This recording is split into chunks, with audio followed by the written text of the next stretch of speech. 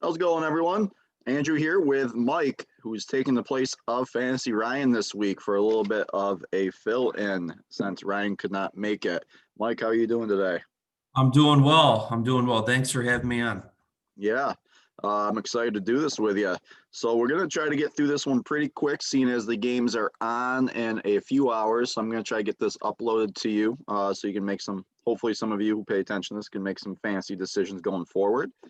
We've already had some pretty crazy games so far with the Bucks and the Bears. Yeah, we'll just get right into it. We're going to do a breakdown of each game. I'm going to pick a player that I like off each team. Mike will kind of chime in with any comments and opinions he has, and we'll probably try to guess a winner for each game as well. So, you ready to get started? Let's do it. All right.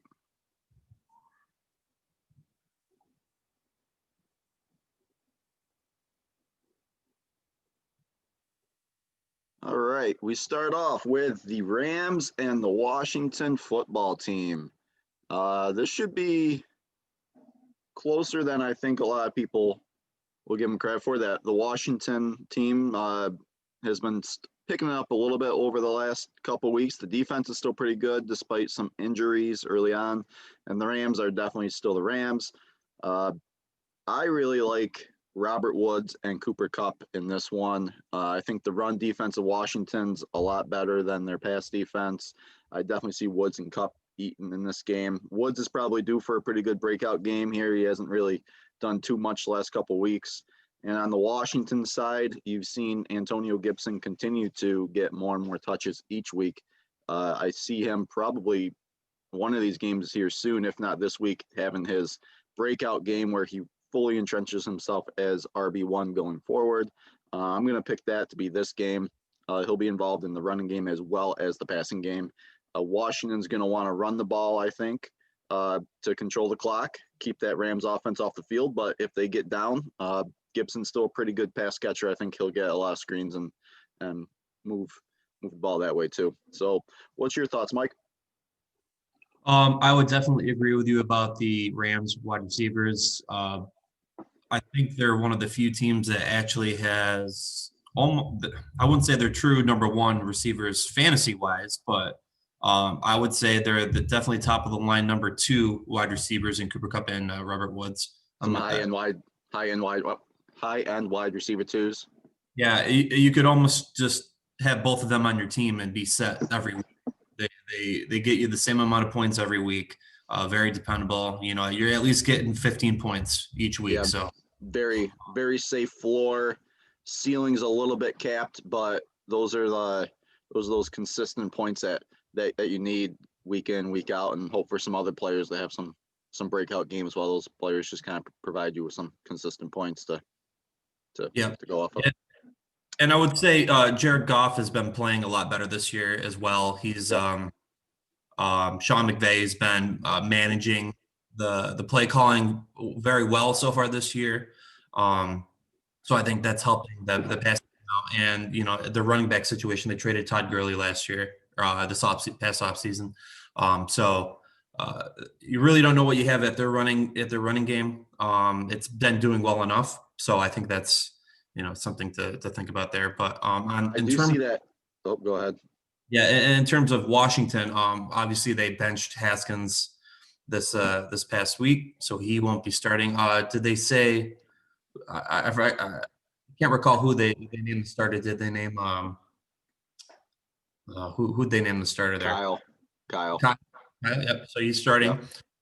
And I believe I saw Alex Smith is like emergency backup. Yep, he's emergency backup. Yep.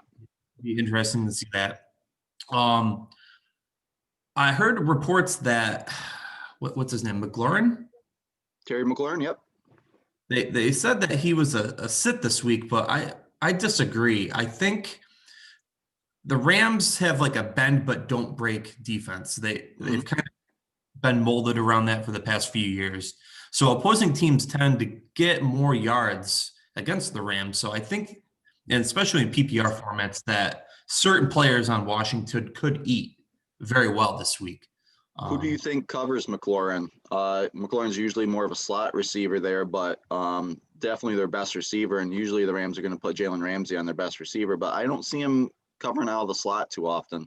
I think you see Ramsey moving around a lot today. I don't think he's going to be slotted into one specific area. I think they're going to scheme. I think this is a really good matchup for the Rams defense, and the fact that they can move a lot of guys around today and not have to be locked in. So, and then your point about Gibson there, I think he's gonna eat as well.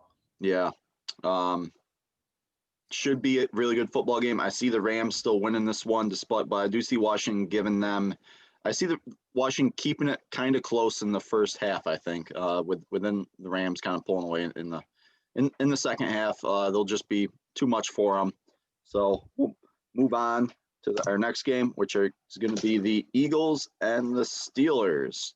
So the 1-2-1 Eagles taking on the 3-0 Steelers, the red hot Pittsburgh Steelers.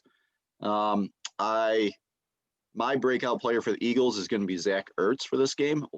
Pittsburgh's actually ranked in like the bottom 5, I believe, for covering tight ends so far this year, despite having a dominant defense. I do see Fitzpatrick kind of covering the tight ends though, so I can see a little bit of a shutdown perhaps. But I think Zach Ertz will eat. They really don't have too much else to go on in the receiving game at the moment. They're still really banged up. Jalen Reagor, the rookie, first-round rookie, still hurt on IR, and I believe Alshon Jeffrey is still out for this game as well. And then on the Steelers side, that Eagles secondary is very vulnerable. I don't have a specific player. I just see that the Steelers receivers breaking out. I mean, I think Big Ben, you could also say this is going to be a really good Big Ben game. I could see him throwing for about 400 yards, maybe even four touchdowns here. Could see and take your pick on the receivers. I feel very comfortable starting any Steelers receiver from Juju to Deontay Johnson to hell, maybe even Chase Claypool, their third receiver there. There. What's your thoughts on this one? I think this is a must-win game for Philly. They're in a pretty weak division that I think, honestly, 8 wins might win that division. I think the Eagles are a lot better than their 1-2-1 record. Mm-hmm. And I don't know. I just had this feeling that the Eagles are going to win this game. It's going to be a heartbreaker for the Steelers. I think it's going to come down to a last-second field goal. But I think both teams are going to do very well. I agree with you on the Steelers side that Big Ben's going to tear it up. Plenty of passing yards. The Eagles have not done well against the pass this year. Where do you think who do you think is going to get the points for Philly? Because Pittsburgh's probably going to put up some points. So where are the points coming from for Philly? I do think Ertz is going to be that number one guy. I wouldn't be surprised if he puts up at least 2 touchdowns this week. 10 catches, 2 touchdowns. I can see that. Yeah. But especially with Goddard out for the year. So yeah, and I think you saw last week with how Philadelphia operated. They're starting to get a little bit more fluid on offense. Mm-hmm. So Wentz played a lot better. He's moving. He's actually running the ball a lot more now. I think he's a little bit more comfortable after his knee surgery he had a couple of years ago. Mm-hmm. So he's moving out of the pocket, rolling out. I think the return of Miles Sanders definitely helps that offense too, since he came back last week or 2 weeks ago. So I think it's going to be a close one. The Battle of Pennsylvania, as they call it. I like that. Yeah, it's true. I would say I could see a score like 34 or 31 Philadelphia. Nice. All right. I'm still going to go with Pittsburgh on this one. I think that defense is just too dominant right now. But I think it should be close. It just seems like one of them games where it's kind of going to be one in the trenches and it's going to be a dogfight type of game. So moving on, we have the 2-2 Arizona Cardinals against the 0-4 New York Jets. Le'Veon Bell's return game. But other than that, the Jets are really, really hurting. I'm just gonna make my game prediction off the top of this one. I think Cardinals win this one. I think that offense. I think you're gonna see an offensive breakout in this game for the Cardinals, even though they are not inside they're on the road on the grass. I actually see Kenyon Drake breaking out in this one. He's really due for a good game. You got to imagine at some point the offense has been kind of stagnant in Arizona for the last few games. The best way to really get that going and open things up is to get a good running game going. So I think they're going to focus on the running game in this game. And I think Drake's going to see enough holes to have a really good game. And that in turn should open up the pass. And I think they'll get Drake involved in the passing game as well. I think they've funneled way too much through Hopkins so far this year. Hopkins will still get his. He's a must start, obviously. But I see Drake breaking out in this one. As for the Jets, despite Bell's return game, I see Jameson Crowder being the best guy to play on the Jets. However, I would try to avoid almost all Jets if you possibly can, unless you absolutely have to. But Crowder is usually pretty good play. He'll probably get at least 5 catches for 70, 80 yards, I guess. He'll get double digits, I'm guessing. Bell should definitely get his. The volume work, what he does with it remains to be seen. They might have to involve him in the passing game a little bit more if the running lanes aren't there, which is good for PPR, but I still see it pretty minimal. They might even work him back in slowly to make sure that he doesn't, re-aggravate something. But yeah, I see the Cardinals winning this one and Jets going 0-5. I agree. This is going to be a blowout. The Jets are just terrible this year. Adam Gase, they got to let Adam Gase go. He's shown nothing. 2 different teams besides his fluke first year with Miami. He has torn apart teams. He hasn't done anything. Mm-hmm. I think Kyler Murray is going to have a career day today, potentially. The Jets have a terrible defense too, so potentially 5 overall touchdowns. I think anyone on the Cardinals is going to have a great day. Yeah, I wouldn't be surprised if Arizona puts up at least 40 points this week. I could see that happening. So the Cardinals have a pretty bad defense too. The Jets have to find a way to get something going. Maybe take some shots early in this game. Hope for some big plays. I just don't know where that's going to come from on the Jets offense. And you got Flacco starting today too, and that. Yeah. So it's going to be tough sledding, but yeah, definitely Cardinals. Yeah, I think the Cardinals offense is their best defense at this point. Just being able to, so yeah. Starting to narrow down to the one almost into the 4 p.m. games here, but one of our last ones is the Las Vegas Raiders taking on the Kansas City Chiefs. This should be a pretty good game, I think, actually. The Chiefs are 4-0, but their offense has not been as explosive the last couple weeks as we're accustomed to. But don't get me wrong, they're still extremely dangerous. They have no one really hurt.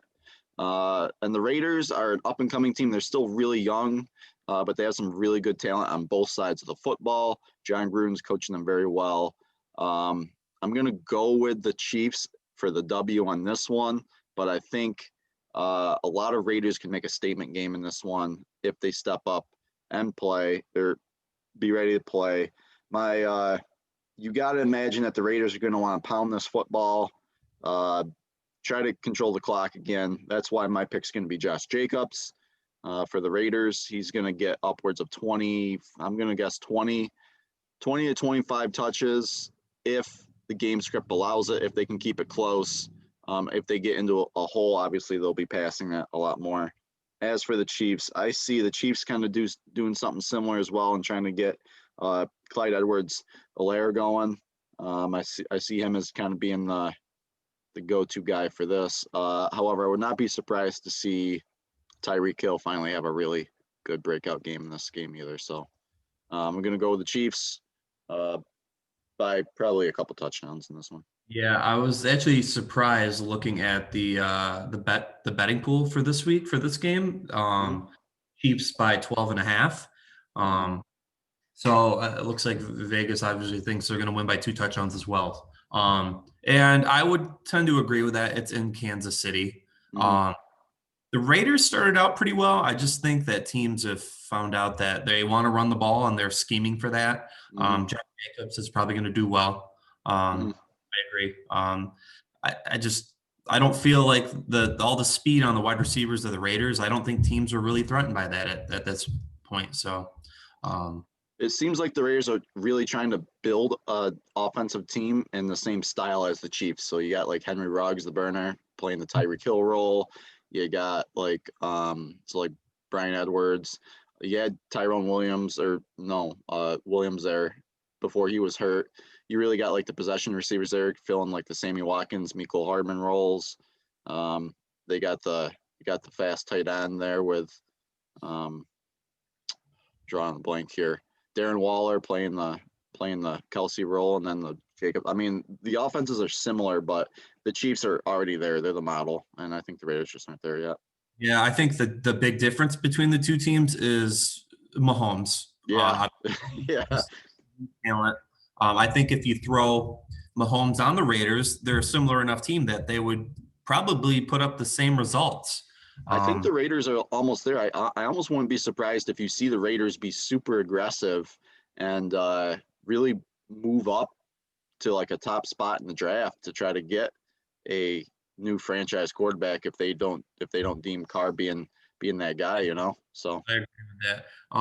I and of course the Chiefs are the Chiefs. They're any week any player could tear it up. They like to spread the ball around. Um, I don't agree with Vegas though. I don't think it's going to be a two-touchdown game. It's a division game. You did see Kansas City struggle a little bit against the Chargers, and in fact, I feel the Chargers should have won that game against mhm, Kansas. And I think the Raiders have a little bit better team overall than the Chargers. mhm. So I don't think the Raiders will win. I think it'll be a lot closer. I would say maybe a 6-point game. Okay, interesting. All right, but we both got the Chiefs win that one. We'll move on to our 1-3 Jaguars taking on the 0-4 Texans, who is now led by interim head coach Romeo Crennel um, after their head coach and firing last week. Uh, Boy, what an interesting game to talk about here. I am going to give the edge to the Texans on this one. I think they have talent. They should be. They're better than the 0-4 record that they have.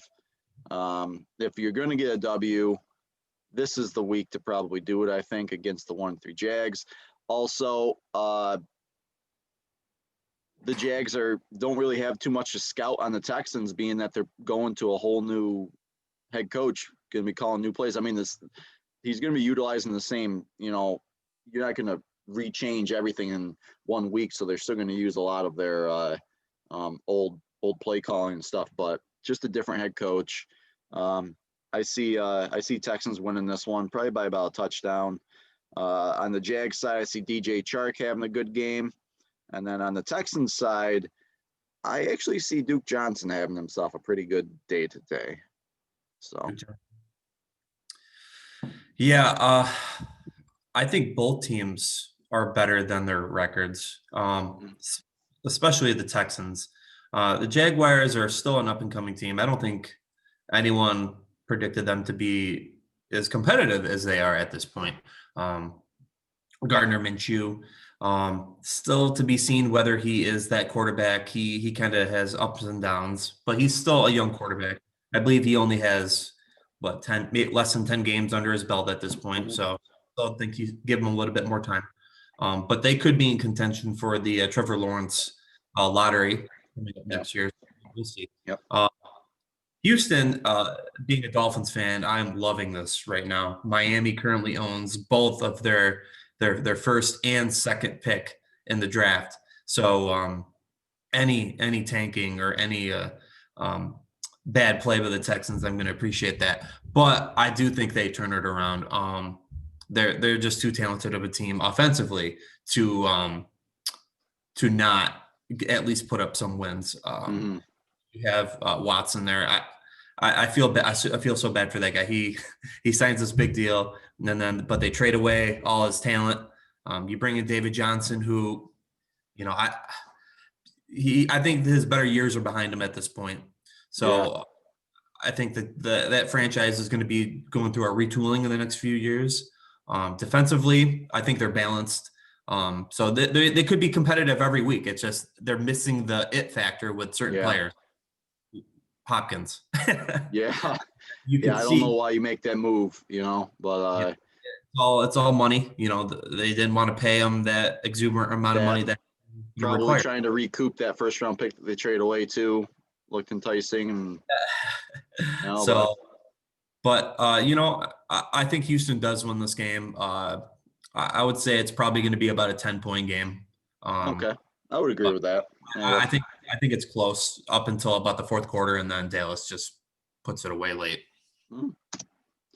Moving on, we got the other team who has a tie already with the 1-2-1 Cincinnati Bengals taking on the 3-1 Lamar Jackson led Ravens. A division rival game this week. This should be interesting. The Bengals, despite being 1-2-1, Joe Burrow's played very well for a rookie quarterback this year, and Joe Mixon having that breakout game last week. Obviously, going up against a more formidable defense this year this week in the Ravens. I see this really being a quarterback duel today. I see Joe Burrow being the guy to play if you're going to play a guy off Cincinnati this week, and I see Lamar Jackson being the guy to be playing if you own anyone on the Ravens this week. I see a little bit of some regression for Mixon. I think he's still going to get about 20 touches. Don't think he gets 100 yards today, though. I think he comes back down. If there's any goal line work, he might snag a touchdown here or there. As for the Ravens, everything just runs through Lamar, the passing game, even the running game. So it's really going to be tough for me to pick anyone other than Lamar to be the go-to guy on the Ravens week in and week out. Interestingly enough, I'm going to go with the Bengals by 3 in this one. I think the Bengals are going to surprise and have an upset. If I'm going to pick any upset this week, I think this is going to be the one. So I'm going to go with the Bengals, but what do you think? It's division games could be tough. When Miami played Buffalo, that was a 3-point game, and Miami was one catch away from winning that game potentially. Mm-hmm. So you really never know. I don't think that Cincinnati is going to win this game. I do think it's going to be at least a 2-touchdown win for Baltimore. I look at Cincinnati's roster. They have their Burrows. I think he's going to be a great quarterback for the future. He's only going to make everyone around him better as well. But I just don't think that defensively they're quite there to be able to stay in games. Being able to drive down the field and put up points, the Baltimore can do that. They can also stop teams on defense. I just don't see the Bengals being able to compete on either side of the ball well enough consistently throughout this game to be able to stay in. Mm-hmm. But yeah, Lamar Jackson. It's tough to pick anyone on Baltimore to do well, just because of Lamar. He likes to spread the ball around. They run the ball well without him. So I think this is at least a 2-touchdown win for Baltimore. I could still see it going that way as well. Moving on, we got the Panthers, the 2-2 Panthers, taking on the 0-4 Atlanta Falcons. I said it last week. I'll say again, the Falcons are better than 0-4. They've had some tough matchups, but they've also shot themselves in the foot this year. Julio is a game time decision, so at the moment we're not sure if he's going to be playing or not. As for the Panthers, they're still going to be without Christian McCaffrey. I'm going with the Falcons on this one. They're going to get a W today, I think. As for the Panthers, I see, if you watched the game last week, that Falcons secondary is decimated though right now. I mean, they're just decimated across the board, safeties and corners. This is the week I think that you want to be starting DJ Moore or Robbie Anderson. I think they both have a touchdown catch today. And then on the Falcons side, Calvin Ridley held without a catch last week. That's not going to happen 2 weeks in a row. I think, especially if Julio is a no-go today, Calvin Ridley is going to be the guy you want to be playing. He's going to have a nice little bounce back game this week, I think. So this is going to be a passing passing game today, I think, between the Panthers and the Falcons. But I will go with the Falcons by a touchdown. Yeah, I think you almost feel bad for the Falcons. It's almost a meme now at this point about them blowing games. But with or without Julio, I think offensively they have guys in place to be able to put up points. Yeah. Carolina's offense is not as they're not as great without Christian McCaffrey. It's just teams can scheme to that. Yeah, honestly, I believe this is a game that the Falcons should win, but they won't. I think Carolina wins this one. It's a close one. I think it's at least a touchdown game for Carolina. I can see that for sure. Do you think losing Austin Hooper's played more of a negative effect for Atlanta than they probably foreshadowed, or? It's the fact that he is such a well-rounded tight end. He's Yeah. not only a threat at receiving, but he's a very underrated blocker.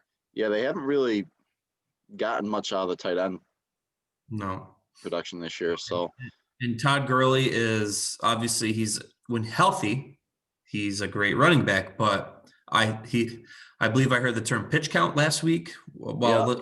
he's been on a pitch count, and they're also are not utilizing him in the passing game at all. I think he literally has like 2 catches on the year, I think, right now so far, something like that. He's certainly they really like Idle Smith on those passing downs. He's also not the third down back right now. He's coming in playing that first, second down, and he does. Once in a while, he'll look like the old Todd Gurley, but it does look like he's lost a little bit of spring in his step, not hitting the holes as hard as he once did. But he's still good for around like 15 touches a week. But I think he's more of a role player at this point. Yeah, I would agree with that. So now we only have a few, or I think a couple 4 o'clock games this week because of some games that got moved. But boy, we got the 1-3 Dolphins taking on the 2-2 San Francisco 49ers. The 49ers, I believe Deebo Samuel and Raheem Mostert are questionable. I do not believe Jimmy Garoppolo is back for this game, though. He is. He is back? They announced it yesterday. He's starting. All right. So there we go. I see this being the battle of the tight ends today, though. I see Mike Gesicki being the go-to guy for Miami today, and I see everything running through George Kittle today for San Francisco. So with that being said, I can't pick against the 49ers despite the injuries. They're still a very, very good, well-coached team, and the return of Jimmy G should definitely help open things up a little bit more. And I see San Francisco winning this by about 10, I think. So. Yeah, earlier in the week, before Jimmy G was even slated to be active, it was only a 3-point game for Miami, believe it or not. But with the return of Jimmy G, I see they up their odds to plus 13 for. Pretty similar to what I was saying then with the 10. So. Yep. So I'm not a big Jimmy G fan. I don't think he's done enough for that. I think he's an upgrade over what they had, but yeah, he's not going to be he's a game manager. He's not a game changer. So for sure. San Francisco's offensive line is amazing. They can throw any running back there. They're going to do well. Top 3 tight end in the league in George Kittle.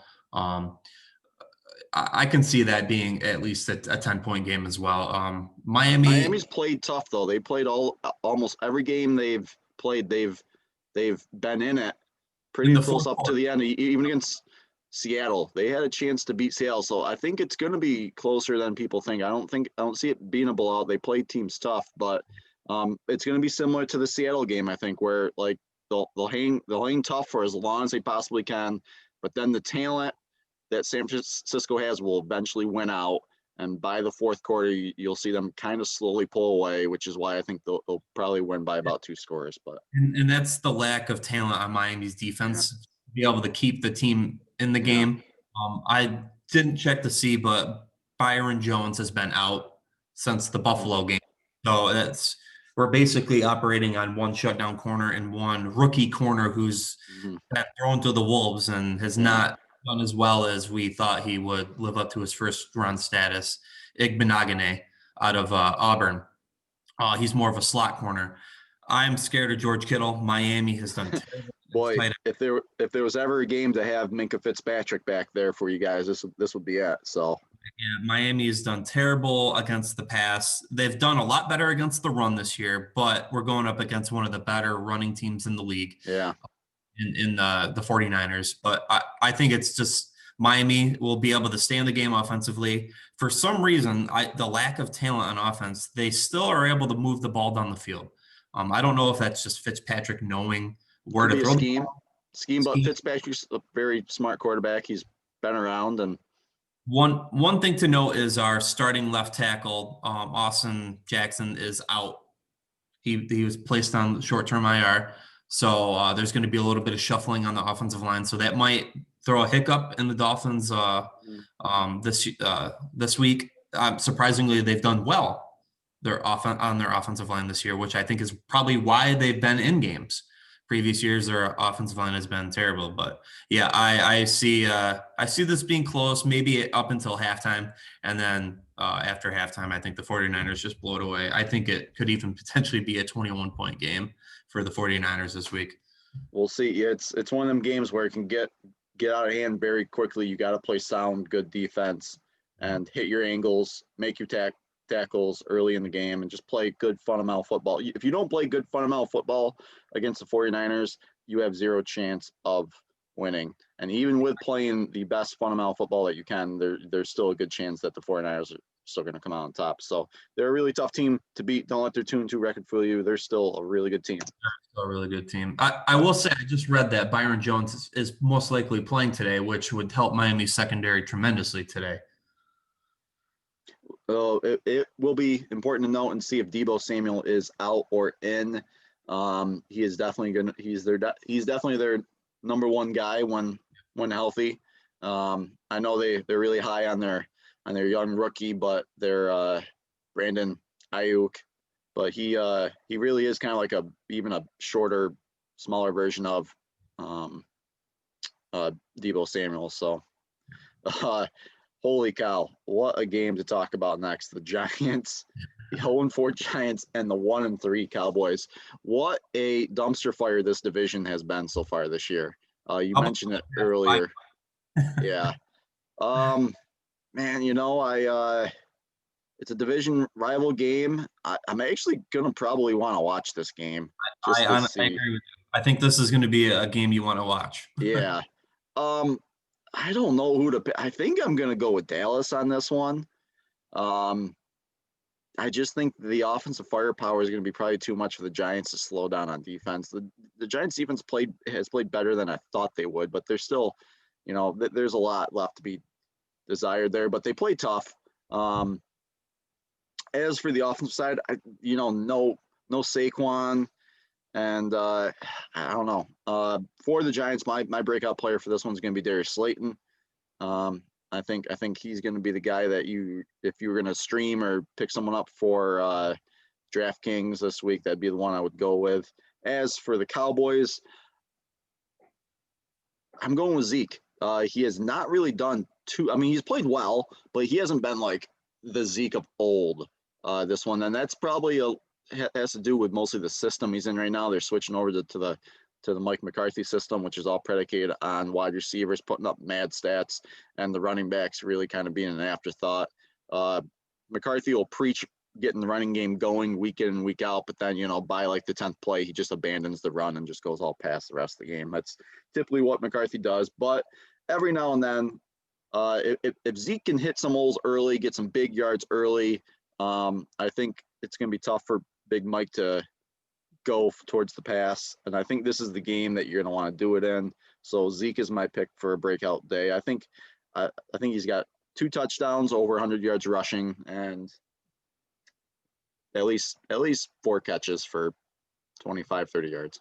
Yeah, this is going to be a close game. I think it's going to be an exciting game, turnover filled, back and forth battle. Dallas has a lot more talent on their team than the Giants. but I just don't think they have it all together at this point. No, they are battling some injuries as well. But man, that offense is still so. I know they're not going to be without Tyrone Smith. He's out again, as well as Leighton Vander Esch is still out. But man, they got some really big names on that defensive side of the ball there. I feel like, especially on that defensive line, they should be able to get after Daniel Jones pretty good today. Yeah, I think Zeke is going to eat as well. I don't think he's going to do it on the ground though. I think he's going to get it done through the air. He's a underrated pass catching back. I don't think that he's been utilized in the screen game nearly as much as he should be. I feel he's more of a Christian McCaffrey type player, even though he came up before him. But he, very underrated hands. So I think he gets it done through the air. I think he has 2 touchdowns catching this week. But again, I think this is going to be a close battle. I think it's going to be a last-second field goal. I could almost see the Giants going for the game-winning kick, missing it, Giants moving down and kicking it with 10 seconds left. I contemplated Zeke getting it done through the air instead of the ground today. What changed my thought on that was I then remembered that the Giants did pick up Blake Martinez in the offseason, who's a pretty fast linebacker and does play the screen very well. He's not very aggressive hitting the holes. He's not a big game changer, but he's an excellent tackler, takes good angles, and usually covers the screen game pretty well because he'll probably be the guy covering Zeke on most passing plays. So that kind of swayed my decision to the ground game, getting it done for Zeke today. Let's see, nearing up the end here. I think this is probably this is the last of the 4:30 games. The surprising 3-1 Browns finally putting it together, especially after that monster exciting game against Dallas last week. Indianapolis Colts are coming in to play in Cleveland today, who are also 3-1 and playing some pretty good ball. They gotta be liking what they have from Philip Rivers this year. I see this being a pretty good game. I got T.Y. Hilton having his breakout game in this one, and then I have Kareem Hunt being the guy to start in Cleveland today, especially with Nick Chubb out for the foreseeable future. And yeah, I have the Browns winning this game actually.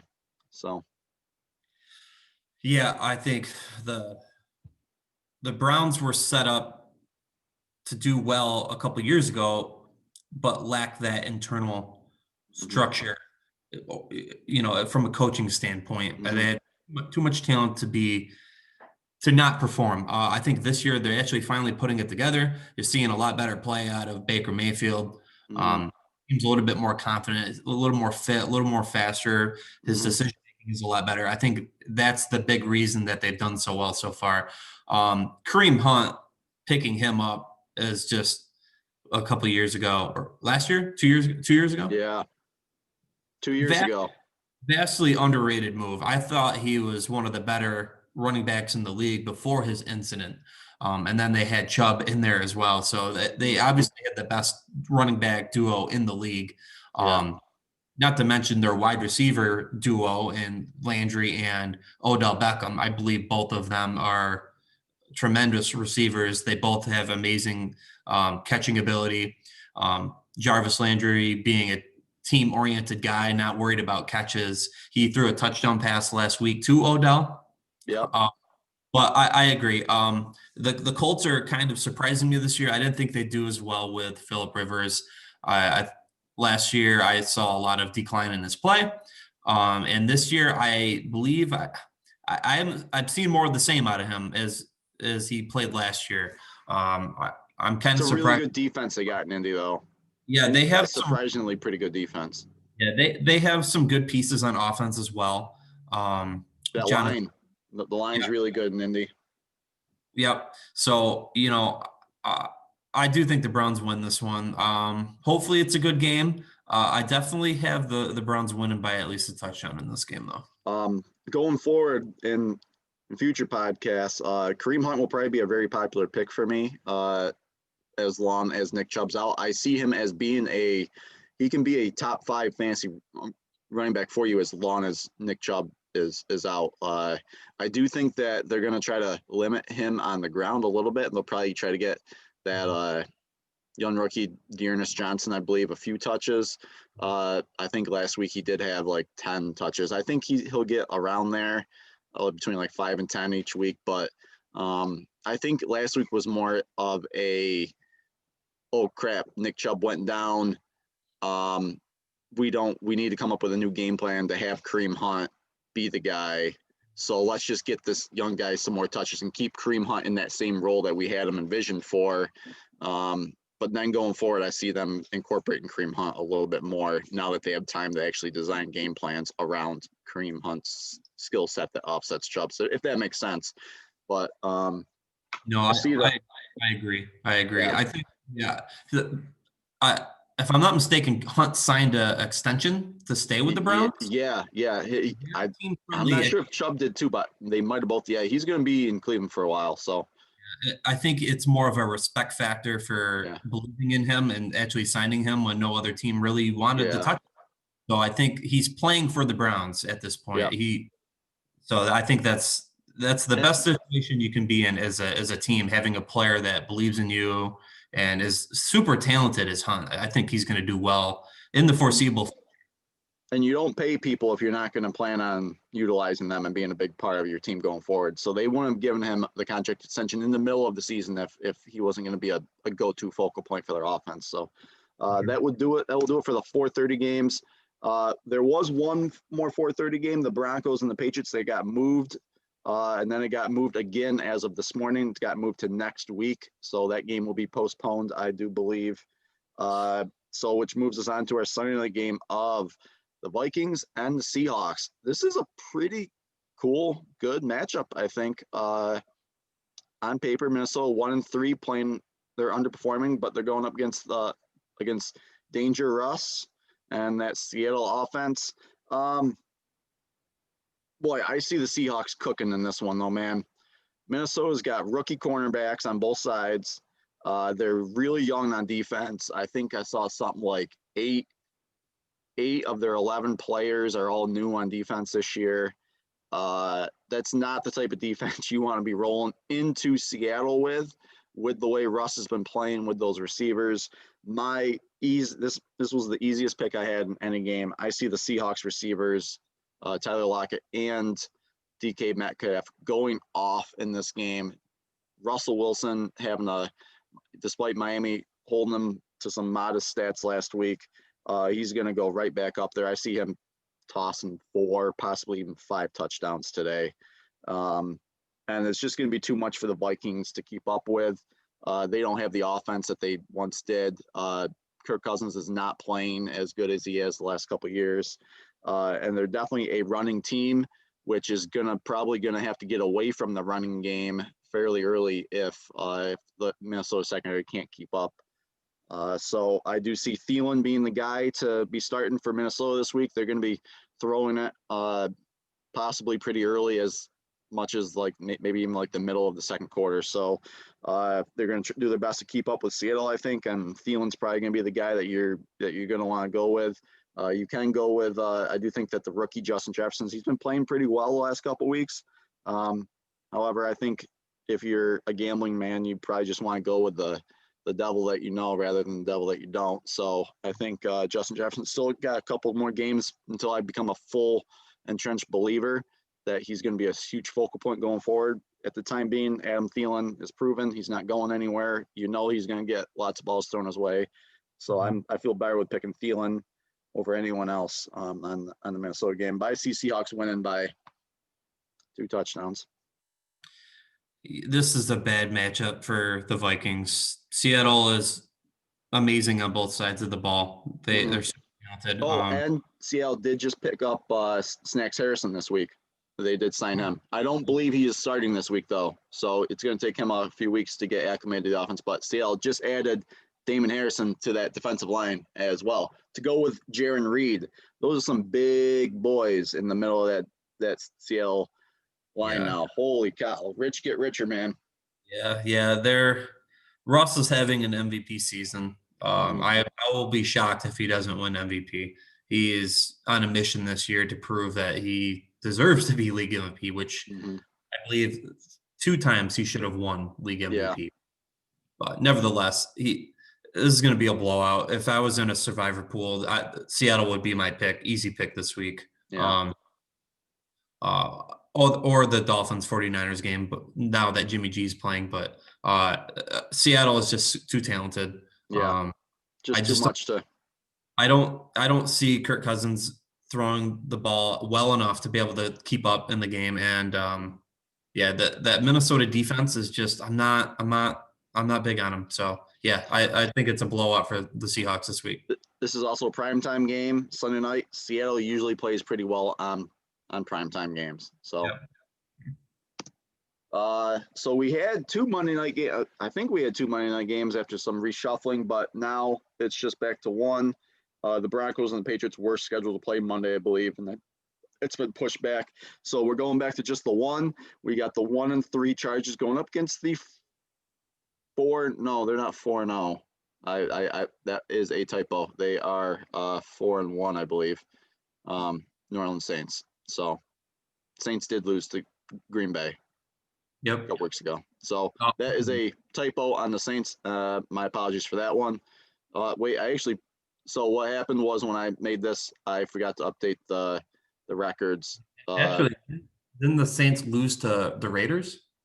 Yeah, they might have. So don't pay attention to these They're 2 records. And the Chargers are probably not 1-3 as well. So we'll just disregard that one. This should be a pretty good game, I think, actually. Saints are good, but Drew Brees has looked pretty mortal this year, especially on his passes. Chargers I like the Chargers defense, but they are pretty decimated with injuries right now. Melvin Gordon, I believe, Melvin Ingram's out for the year. So is Derwin James. They still have some playmakers on the Chargers side of the ball, but it's just not what it should be. As for the offense, they're going with sticking with Justin Herbert, who's played pretty well. I believe Mike Williams is back this week as well.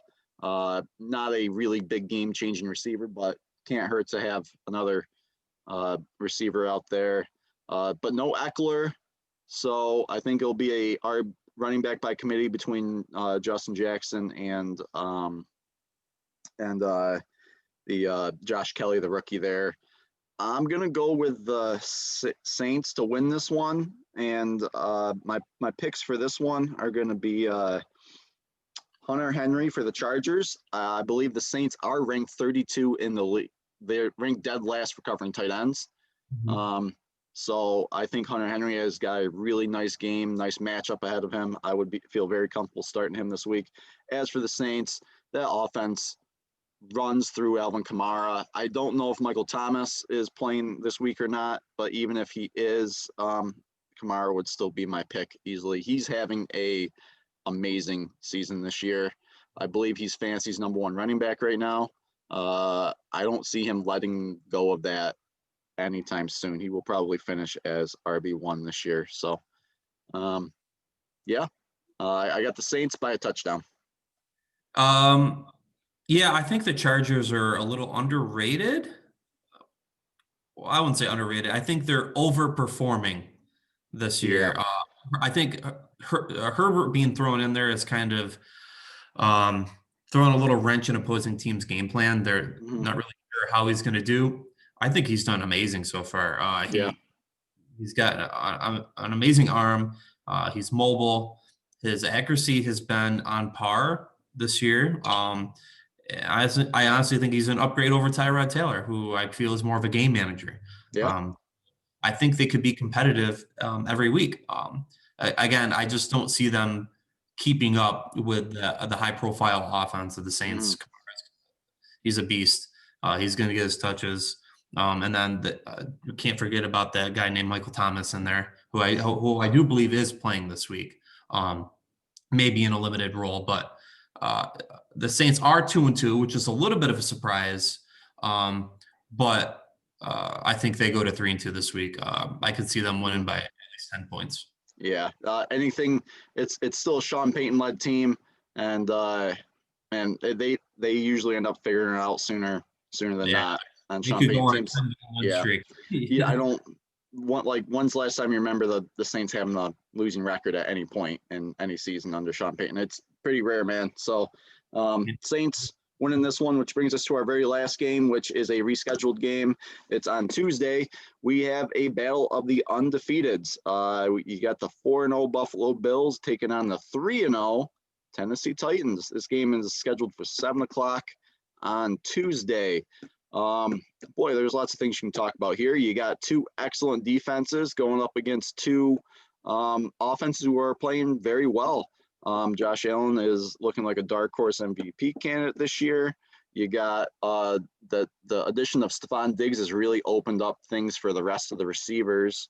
You see Cole Beasley and John Brown playing very well. Things are just really easy for Josh Allen right now on offense. Defense is a little banged up moment. I believe Matt Milano is out this week. Other than that, they're playing very well. As for the Tennessee Titans, they're still the same team that they were last year. They've stayed relatively healthy so far this year. Derrick Henry is still a monster. Ryan Tannehill is playing pretty good football. I believe they are going to be without Corey Davis and Adam Humphries, I believe. But they are getting AJ Brown back. So that should help them. And boy, I'm gonna go with Buffalo on this one though. I think they're gonna improve to 5-0. Tennessee will go 3-1. It'll be a really good matchup though between them.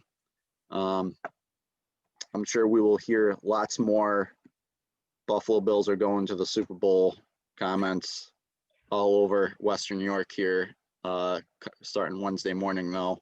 But they do got the Chiefs coming up next week, so that'll be the true litmus test for them. So, but this is, make no qualms about it, Tennessee Titans is probably the best team that they've played thus far this year, I think. So, Yeah, I got Buffalo by like 3. So, yeah, I would agree with that. I think the big thing this year with the Bills is Josh Allen's ability to throw the ball. He's accurate. He hasn't been asked to run the ball, or he hasn't run the ball as much as he has last year. I believe last year he had 15 total rushing touchdowns, 14 rushing touchdowns. Yeah, more than Lamar Jackson did last year.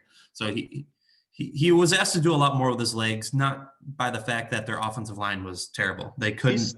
He's still doing a lot with his legs. Everything's been running through Josh Allen this year. The running backs only have 1 rushing touchdown the entire year so far. They got it last week. Last week, so, Josh. This year it's more Josh Allen using his legs to extend plays. Yeah, becoming his own beast mode per se. I'm very surprised with Josh Allen's progress this year. I do believe Diggs has made a tremendous amount of improvement to that offense. I think John Brown is a very complimentary number 2 wide receiver. yeah.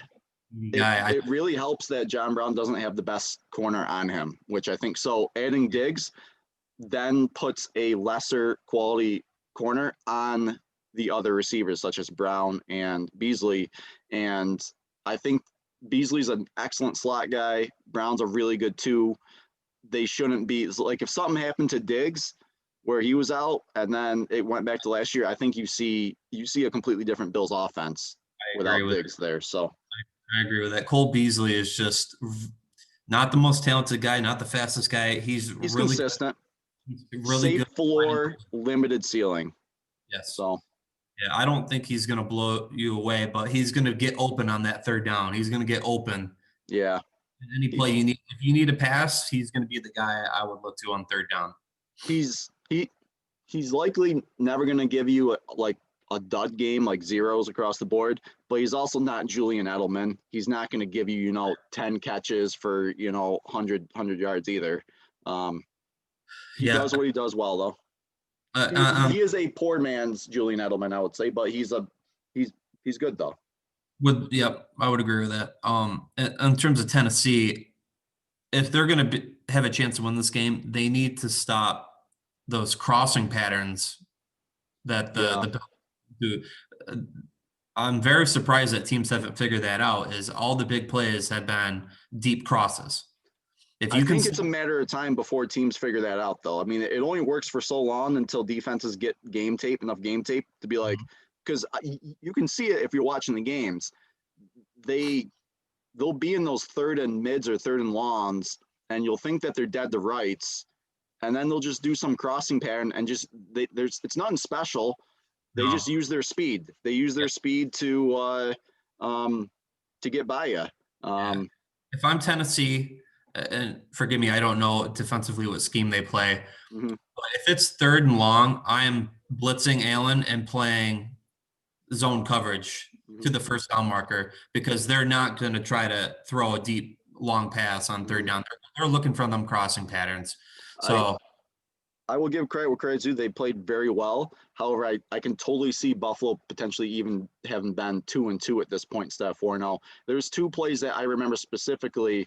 I think it was 2 weeks ago when they played the Rams. Weren't they literally in like a 4th and 28 or 4th and 25, and they just got a insane catch that should have never like actually happened. Like it was just a yeah, defensive breakdown it there. was third and 28. Cole Beasley caught a pass for the Yeah, first down. And again, Cole Beasley getting open across the middle. yeah. Um, and then it was down to a fourth down and that whack pass interference call that put them on the 1 yard line Mm-hmm. or 3 yard line, which they ended up winning the game after that. So, and And then wasn't last week, wasn't there a play where it was like 4th down or something like that, or even third and really long, a similar situation, and they got like a roughing the passer call to go their way to get, or like a defensive holding or something like that, I believe. I uh, remember there was another very similar play where they were like dead to rights and they just got a call that went their way. they're very lucky to be 4-0, which most teams are. But I think of all Hey, the but good teams find a way to win though. So absolutely, yeah. So I think if Tennessee has any chance of winning the game, they need to play like they do offensively. Well balanced play action, running the ball, getting guys open deep with Tannehill. Tannehill is very underrated at his play action game. mm-hmm, And going back to Miami, that was one of his stronger suits. Bootlegs. mm-hmm, Uh, he used to be a wide receiver in college up until mm-hmm. his last 2 years in college at Texas A&M. So I'm gonna throw a little monkey wrench in here, though. I think Tennessee wins this game. They could. I could see it going both ways. Tennessee has to play the way they played the Patriots last year in the playoffs. That was a really good game plan they had for him. However, I think this Bills offense is more similar to like the Chiefs than it is like the Patriots, if you think about it. So, like, compare the Bills to the Chiefs. They got speedy receivers. They like to beat. They don't do anything sexy. They don't do anything exotic. They like to go man on man, and they just like to throw it deep. And they use Josh Allen's big arm, and they say, "Hey, John Brown. Hey, Diggs, go deep. Beat your guy one on one. I'll get you." And Josh Allen's he's been accurate enough to be hitting his throws deep, and they're getting those big plays. However, I didn't pick my breakout guys for this game. I think Devin Singletary has a pretty good game on this one. I think he gets involved as a pass catcher a lot. And as for the Titans, I'm going with A.J. Brown, who should be a focal point of the offense, especially if they get into any type of a shootout. They might have no choice but to go with A.J. Brown. Obviously, they want to funnel things through Derrick Henry. Can control the clock, but A.J. Brown is a big-time receiver. He should be one of the greats going forward, and having him back will certainly help this offense. So, Yeah, I think yeah, Singletary can't eat today. I think he might have to because Mike Vrabel has shown that he is probably one of the better Bill Belichick disciples, if you would say. I know he wasn't a coach up there, mm-hmm. but he was in that system for a long time. And I would say I don't think you're right in that the Bills are more like the Chiefs. I think they're more like Houston the past few years, where they've got Deshaun Watson back there, who is mobile, has a cannon for an arm, he can get stuff done through the air and on the ground. Um, uh, and the Titans normally play Houston well, so I think that of any of the teams that the Bills have gone up against, I think the Titans match up well enough with the Bills in the fact that they played similar teams Mm-hmm. or as the Bills. So I don't think it's going to be a runaway game. I think it's it's at least going to be a 3-point game. Probably come down to a last-minute field goal to win the game here. But I think the Titans come out on top. This is I can certainly see that. This is certainly one of them games where Buffalo's played very well. However, the Titans are one of the, as I said, probably the best team they played thus far. If Buffalo can pull out this W this week, I'll start seeing them as a legitimate threat to make a really deep playoff push this year. This is the game that do it. And then especially if they look really good against KC next week, it's the Super Bowl champs. Yeah, they're for real.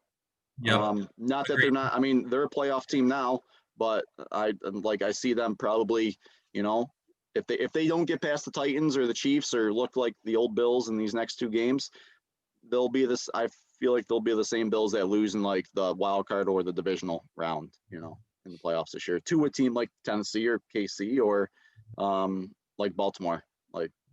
They're there. They're like tier 2. They're not up there in that top tier yet, but they're like knocking on that glass ceiling though. But they're a young team. So Josh Allen's only in his third year and everyone else is young. So I believe that will do it for our matchups this week. So Mike, I want to really thank you for stepping in for Ryan this week. If you enjoyed it, hopefully you can join us for some more. And even with Ryan, maybe we can get a little like fantasy footballer style action with the three going or something like that. But your insights were really good. I appreciated your similarities as well as your contrasting opinions at the same time. So absolutely, my pleasure. Hopefully I can get in here more often. Yeah, thank you, man. And as for everyone else, I hope you guys do well in your fantasy football matchups this week. We'll be back again next week with week 6. So till next time, good luck this week, guys.